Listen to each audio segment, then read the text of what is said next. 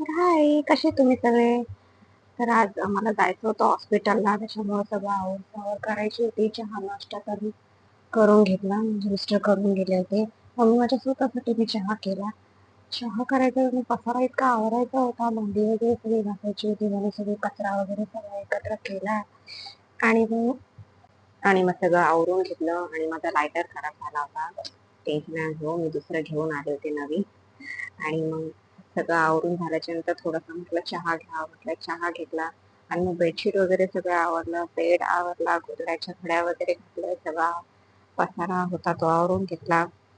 आता आम्ही 3 जण असल्यामुळे आम्ही सोफा कम बेडच घेतलेला आहे, त्याच्यामुळे आम्ही तो फुल करून घेतो आणि 3 पण एकत्रच त्याच्यावरती झोपतो. तर आमच्या 3 ते बेड घेऊन जातो पूर्ण. बघा आता माझा फोल्डेबल सोफा कम बेड आहे.